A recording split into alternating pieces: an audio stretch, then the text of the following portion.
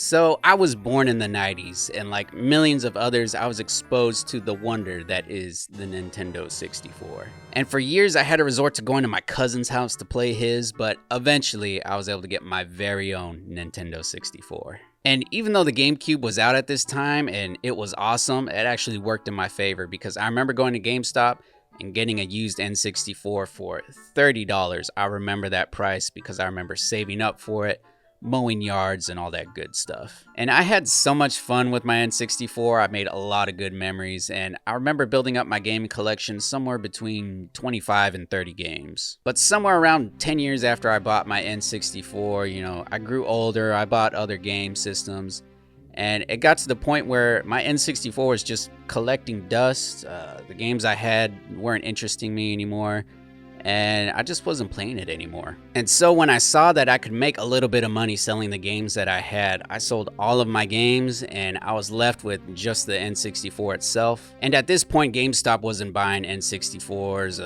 The only place I really could think of selling one was like on Amazon. And I don't remember how much they were going for, but I remember however much money I could make was the same amount of money that it cost to ship it. So basically I'd be selling it for nothing. And before I tell you this next part, let me just warn you, what I'm about to tell you is just completely shameful and disgraceful. But instead of giving it away or selling it for next to nothing, I thought it'd be a good idea to smash it to pieces with my baseball bat. And so I took it to the driveway, I got my baseball bat, and I just completely destroyed that thing, smashed it to bits, and yeah, I felt kind of bad about that ever since. There's only a finite number of N64s in existence, and it's not like they're making them anymore. And I just feel bad that I took part in erasing one from the earth.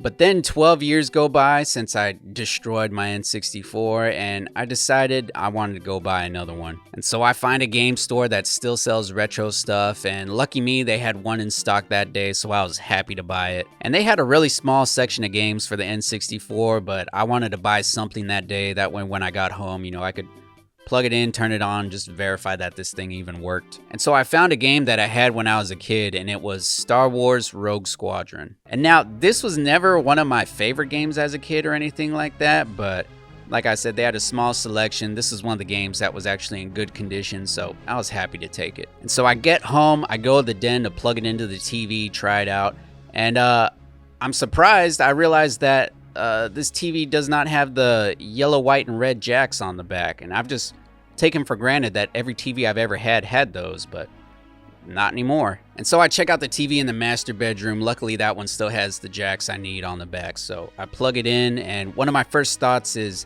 man, video games have come a long way. They're just so crisp and clear nowadays. This one looks so blurry, and it almost looks worse than I remember it. And so I play through a few levels, and I get to this one level where I'm flying this speeder ship at night, and I cannot tell the difference between the night sky and the mountains I'm flying over. They are just the same exact shade and color. And at this moment, I remember when I was a kid, when we got our first HD digital TV, when I plugged the N64 into there, it looked pretty bad. I'd go plug it into the old tube TV and it looked fine. And that also made me realize, I've seen some people buy retro TVs for their retro gaming systems, and maybe that's the route I need to take. And so a week goes by, I find an old CRT TV, and I bring it home, I turn it on. First thing, I forgot all about that high-pitched noise that the old tube TVs make when they're on. I remember it being there, but it was faint. And when I turned on this TV, it seemed so loud at first. But luckily I was able to quickly get reacclimated to it. And so I hook up my N64, I load up that same level, and now I can clearly see the black sky from the green mountains. I had no idea the mountains were even green on that other TV. And so as a kid, I remember getting this game, beating the first couple of levels, and then on that fourth level, I remember, I am not kidding you, being stuck there for months. So there's this part in the level where there's a walker, you have to tie it up with a cable, make it around 3 times in order to knock it over. And it changes to this weird third-person perspective, and I don't know why, it's so hard to judge the depth from this view. And there's this invisible wall around the legs where if you get too close, you'll just ricochet off and fail, or if you fly too far away, your cable will detach. And as a kid, I could not beat this. I tried time and time again, and Honestly, I don't know if I ever beat this level or not. I think I did successfully tie up the walker and make him fall over once, but you got to do that twice in this level. I don't know if I ever actually beat this level or not. But eventually, you know, I found cheat codes, I unlocked all the levels and watched all the cutscenes. But yeah, I don't remember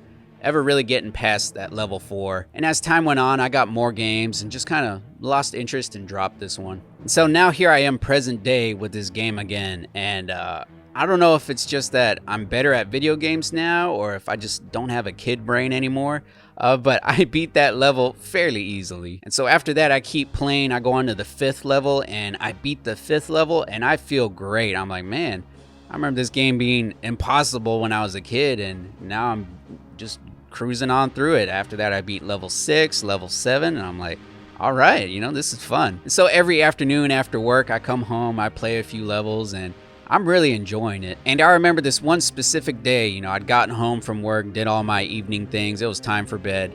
And I tell my wife, like, hey, you know, if you don't mind, I'm going to go to my game room and play some games. I've been really enjoying it. She's like, oh yeah, sure, go for it. And I get to this level with this huge difficulty spike, and just I keep failing over and over, and no matter what strategy I try, I just can't seem to avoid these turrets and rocket launchers. And I find out that I don't have to use the default ship for this, which was the Y-Wing. I could actually use a different ship called the Naboo Starfighter, which flies so much faster and can shoot a lot faster. And so I just end up holding down the boost button, flying all over, landing whatever hits I can.